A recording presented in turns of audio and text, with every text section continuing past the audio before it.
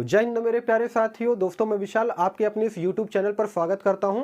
दोस्तों आज के इस वीडियो में मैं आपको एक ऐसी सरकारी विभाग की वैकेंसी के बारे में जानकारी देने जा रहा हूं जिसके बारे में ज्यादातर कैंडिडेट बिल्कुल भी नहीं जानते हैं। और ये जो वैकेंसी है ना, जल विभाग में इस वैकेंसी को लेकर के सूचना पूरी तरीके से मिल चुकी है, जिसके बारे में आज के इस वीडियो में मैं आपको संपूर्ण जानकारी जो है देने वाला हूँ। देखिए दोस्तों, इस वैकेंसी को लेकर के ना काफी दिनों से जो है ये चर्चा चल रही थी कि ये वैकेंसी अब आएगी, लेकिन इस वैकेंसी को लेकर के किसी प्रकार की कोई भी सूचना जो है नहीं मिल रही थी। तो फाइनली इसको लेकर के एक सूचना भी जारी की गई है। वो सूचना भी मैं आपको दिखाऊंगा, साथ ही साथ ये भी बताऊंगा कि कौन कौन से वे लोग हैं जो कि इस वैकेंसी में ऑनलाइन आवेदन कर सकते हैं, क्या एज सैलरी सिलेक्शन प्रोसेस रहने वाला है, क्वालिफिकेशन क्या मांगा जाएगा। तो वीडियो बहुत ही ज्यादा वैल्यूएबल होने वाला है। वीडियो को आप सभी लोग बिल्कुल अंत तक वॉच कीजिएगा। देखिए दोस्तों, एक बात मैं आपको कहना चाहता हूं, जो 2025 है ना, ये समझ लीजिए कि आपके लिए भर्तियों का साल है। और अगर आप बेरोजगार हो, आप सरकारी नौकरी की तैयारी कर रहे हो, तो इससे अच्छा साल आपके लिए बिल्कुल भी नहीं रहने वाला है। अभी से आप सभी लोग तैयारी में लग जाइए। मैं आपको गारंटी दे रहा हूं कि 110% आपको सरकारी नौकरी लगने से कोई नहीं रोक सकता है, अगर आप ईमानदारी से तैयारी कर रहे हो, आप अपने लाइफ में जो है सीरियस हो तो। आइए दोस्तों, बिना समय गवाए वीडियो को कंटिन्यू करते हैं। देखिए, ये जो वैकेंसी निकाली गई है ना, वो PHED, जिसका फुल फॉर्म होता है पब्लिक हेल्थ इंजीनियरिंग डिपार्टमेंट, इसे हम लोग हिंदी में बिहार स्वास्थ्य अभियंत्रण विभाग के नाम से भी जानते हैं। बिहार सरकार की एक योजना होती है जल विभाग जल योजना, मतलब कि जल विभाग जल नल योजना की तरफ से इस वैकेंसी का जो है नोटिफिकेशन जो है जारी किया गया है। ठीक है ना।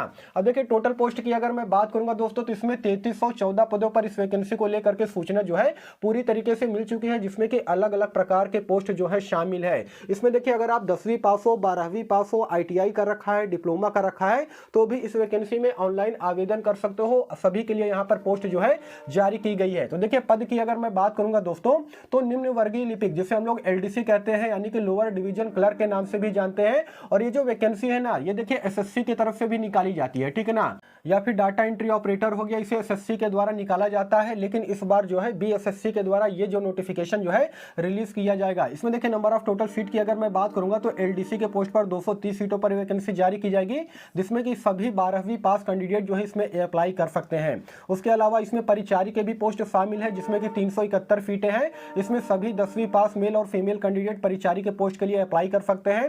साथ ही साथ यहाँ पर सह चौकीदार के पोस्ट पर भी वैकेंसी निकाली जाएगी, जिसमें नंबर ऑफ टोटल सीटों की मैं बात करूंगा तो 576 पोस्ट पर वैकेंसी निकाली जाएगी। और इसमें भी क्वालिफिकेशन बहुत ज्यादा नहीं रखा गया है, सभी 10वीं पास मेल और फीमेल कैंडिडेट इसमें अप्लाई जो है कर सकते हैं। उसके अलावा खलासी के पोस्ट पर वैकेंसी निकाली जाएगी, जिसमें कि सबसे ज्यादा 689 नंबर ऑफ टोटल सीटें हैं। इसमें क्वालिफिकेशन मात्र 10वीं पास मांगा जाएगा, सभी 10वीं पास कैंडिडेट इसमें अप्लाई कर सकते हैं। उसके अलावा शोध सहायक, या फिर इसे हम लोग शोध संवर्ग भी बोलते हैं, इसमें देखिए नंबर ऑफ टोटल सीटों की मैं बात करूंगा तो मात्र 69 सीटें हैं। और इसमें क्वालिफिकेशन जो है थोड़ा सा ज्यादा मांगा जाएगा, क्योंकि इसमें काम जो है आपका रिसर्च करने वाला रहेगा। जिस प्रकार से शोध किया जाता है ना किसी चीज को लेकर के, तो इस प्रकार के जो है इस पर वैकेंसी जो है निकाली जाएगी, जिसमें कि क्वालिफिकेशन की अगर मैं बात करूंगा तो 10th के साथ में आपके पास ITI होना चाहिए, तब जाकर के आप इस वैकेंसी के लिए अप्लाई कर सकते हो। उसके अलावा प्रयोगशाला सहायक के पोस्ट पर वैकेंसी निकाली जाएगी, जिसमें कि 143 सीटें होंगी। और इसमें भी क्वालिफिकेशन जो है 10वीं के साथ में अगर आपने ITI की परीक्षा पास कर रखी हो, तो जाकर के आप इस वैकेंसी के लिए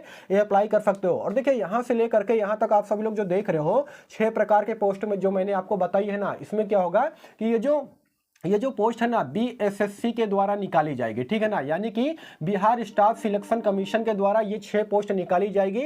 लेकिन ये जो 7वां पोस्ट आप सभी लोग देख पा रहे होंगे, जिसमें कि अभियंत्रण संवर्ग के पोस्ट पर ये वैकेंसी निकाली जाएगी, जिसमें कि 118 नंबर ऑफ टोटल सीटें हैं। और इसमें क्वालिफिकेशन ज्यादा मांगा जाएगा, यानी कि सभी डिप्लोमा पास कैंडिडेट जो है इसमें अप्लाई कर सकते हैं, या फिर हो सकता है कि JEE भी इसमें मांगा जा सकता है। ठीक है ना। अब देखिए दोस्तों, इसकी अगर मैं बात करूंगा तो ये जो वैकेंसी निकाली जाएगी अभियंत्रण संवर्ग की, ये BPSC यानी कि बिहार पब्लिक सर्विस कमीशन के द्वारा इस वैकेंसी का नोटिफिकेशन जो है रिलीज किया जाएगा। और देखिए, ये सभी के सभी पोस्ट ऐसे हैं ना, ये वैकेंसी की अगर मैं बात करूंगा, ये जो जल नल विभाग में जो भर्ती आने वाली है, ये वैकेंसी अभी नहीं बल्कि 1 साल पहले ही आ जानी थी। लेकिन बिहार में आप सभी लोग को मालूम है ना, कुछ ऐसी वजह चल रही थी, जिसमें कि जो जातीय जनगणना का नाम आप सभी लोगों ने सुना होगा ना, जिसमें कि 50% को हटा करके 65% कर दिया गया था। हालांकि जो कोर्ट है उसके द्वारा फिर से निर्णय लिया गया और बाद में फिर से 50% जो है किया गया उसे। ठीक है ना। तो इस कारण जो है इस वैकेंसी का नोटिफिकेशन जो है जारी नहीं हो पाया था, लेकिन इस वैकेंसी को लेकर के फिर से सूचना निकल करके आ रही है इसके रिगार्डिंग में तो दोस्तों ये है हिंदुस्तान न्यूज़पेपर की कटिंग, आप सभी लोग देख पा रहे होंगे। यहाँ पर देखिए साफ तौर पे बताया गया है कि पीएचईडी में यानी कि जल विभाग में जल नल योजना के अंतर्गत में 3,314 पदों पर जल्द होगी नियुक्ति। और साथ ही साथ यहाँ पर यह भी बताया गया है कि विभाग ने रोस्टर क्लियरेंस के साथ जो है सामान्य प्रशासन को भेजी रिक्तियाँ। कहने का मतलब यहाँ पर यह है, रोस्टर क्लियरेंस का यहाँ पर मतलब यह है कि किस कैटेगरी में कितने नंबर ऑफ टोटल सीटों पर वैकेंसी जारी की जाएगी,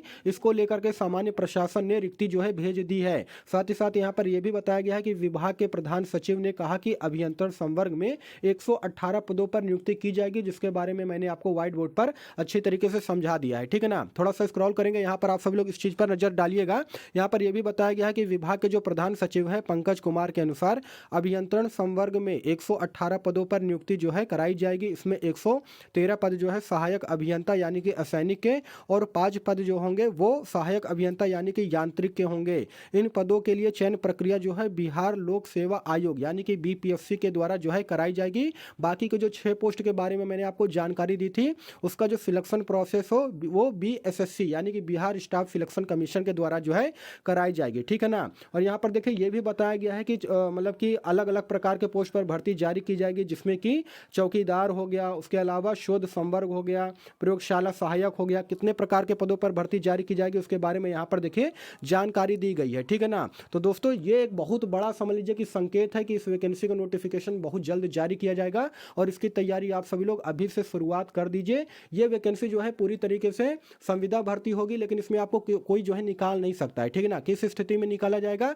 जब आप अनियमितता करते हो, यानी कि जैसे कि अगर रेगुलर जो है काम पर नहीं आते हो, या फिर जो है आप ड्रिंक करके जो है काम पर आते हो, इस तरह की चीजें करते हो, तब जा करके आपको निकाला जाएगा। लेकिन ऐसे आपको कोई भी नहीं निकाल सकता है। पूरा 60 साल तक आप काम करोगे। देखिए वहां पर लिखा जरूर होता है कि टेम्पोररी बेस पर आपको रखा गया है, लेकिन कोई आपको निकालने वाला नहीं है, ठीक है ना। एक बार अगर आपका सिलेक्शन हो जाता है तो ये मान के चलिए कि 60 साल तक आप यहाँ पर काम कर सकते हो। तो इसको लेकर के आप सब लोग तैयारी जो है अभी से शुरू कर दीजिए। देखिए दोस्तों न्यूज़पेपर की कटिंग आप सभी लोगों ने यहाँ पर देख लिया है, और देखिए इस वैकेंसी की जो तैयारी है ना आप सभी लोग अभी से शुरू कर दीजिए। अभी अप्लाई डेट के बारे में भी मैं आपको जानकारी दूंगा, ठीक है ना। सबसे पहले ये समझिए कि इसमें एज का क्राइटेरिया जो है कितना मांगा जाएगा। तो देखिए अलग अलग प्रकार के पोस्ट पर यहाँ पर वैकेंसी का नोटिफिकेशन जो है जारी किया जाएगा, इसलिए यहाँ पर एज का क्राइटेरिया भी सब में अलग अलग होने वाला है। मिनिमम एज की अगर मैं बात करूंगा तो आपको कम से कम 18 साल का होना बेहद जरूरी है, तब जाकर के आप इस वैकेंसी में अप्लाई कर सकते हो। और मैक्सिमम एज की अगर मैं बात करूंगा तो पोस्ट वाइज मैक्सिमम एज अलग अलग रहेगी, जैसे कि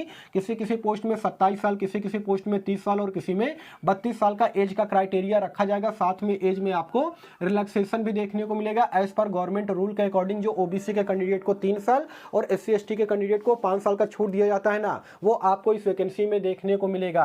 अब यहाँ पर सवाल यह आता है कि सर ये बताइए किस प्रकार की भर्ती है, मतलब कि सरकारी भर्ती है, परमानेंट भर्ती है, संविदा भर्ती है, किस प्रकार की भर्ती है। तो दोस्तों यहाँ पर मैं आपको क्लियर कर देना चाहता हूँ कि ये पूरी तरीके से संविदा भर्ती है, कॉन्ट्रेक्चुअल बेस की जो है ये भर्ती होने वाली है, ठीक है ना। सरकार क्या करेगी, सरकार एजेंसी हायर करेगी और एजेंसी जो है इस वैकेंसी का नोटिफिकेशन जारी करेगी और वही जो है भर्ती प्रक्रिया को पूरी कराएगी, ठीक है ना।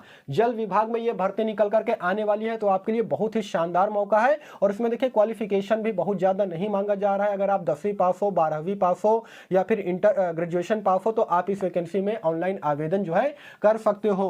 अब सबसे बड़ी बात यह आती है कि सर ये बताइए इस वैकेंसी में संविदा भर्ती है, इसलिए इस वैकेंसी में जो है एग्जाम होगा या फिर सीधी भर्ती होगी। तो दोस्तों जहां तक मुझे ऐसा लगता है कि इस वैकेंसी में आपका एग्जाम होगा, क्योंकि अच्छे अच्छे पोस्ट पर यहां पर भर्ती का नोटिफिकेशन जो है रिलीज किया गया है, जैसे कि एलडीसी हो गया यानी कि लोअर डिवीजन क्लर्क हो गया, उसके अलावा शोध संवर्ग हो गया, प्रयोगशाला सहायक हो गया, अभियंत्रण संवर्ग हो गया। तो इस प्रकार के पोस्ट पर भर्ती जारी की जाएगी, जिसमें आपका डेफिनेटली जो है एग्जाम जरूर से जरूर होगा।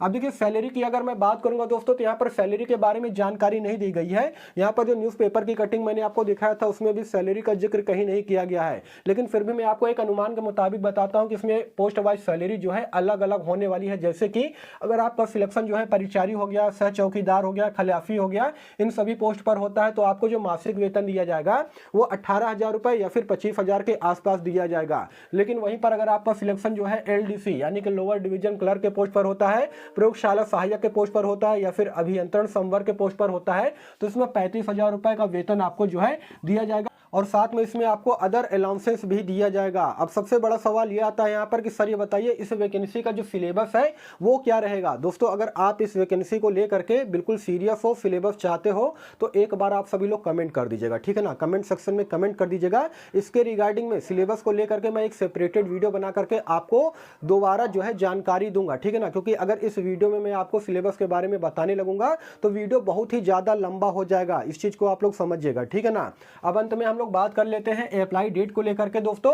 तो देखिए ये जो जल विभाग में भर्ती आने वाली है, मुझे ऐसा लगता है कि ये जो वैकेंसी है ना, इसका नोटिफिकेशन जो है आपको जनवरी माह में देखने को मिलेगा। यानी कि जनवरी 2025 में इस वैकेंसी का नोटिफिकेशन देखने को मिलेगा और जनवरी 2025 में ही इस वैकेंसी में आप सभी लोग ऑनलाइन आवेदन जो है कर पाओगे। लेकिन अभी से इस वैकेंसी की तैयारी आप सभी लोग को स्टार्ट जो है कर देना है। तो दोस्तों यही सारा सब कुछ जानकारी देना था। देखिए इस वैकेंसी को लेकर के आपके मन में किसी प्रकार का कोई भी डाउट हो, कोई भी सवाल हो, तो कमेंट सेक्शन खुला है, आप लोग कमेंट कीजिए, मैं इसका रिप्लाई देने का भी पूरा कोशिश करूंगा, ठीक है ना। और अभी तक आप हमारे टेलीग्राम चैनल से नहीं जुड़े हैं तो टेलीग्राम चैनल को जल्द से जल्द ज्वाइन कर लीजिए, वहां से आपको बहुत ज्यादा बेनिफिट मिलने वाला है। टेलीग्राम चैनल का लिंक मैंने वीडियो के डिस्क्रिप्शन में ऑलरेडी डाल दिया है और चैनल को भी जरूर से जरूर सब्सक्राइब कर लीजिएगा इसी प्रकार के गवर्नमेंट जॉब के मोर अपडेट के लिए। बाकी दोस्तों फिर मिलूंगा किसी नेक्स्ट वीडियो में, तब तक के लिए धन्यवाद।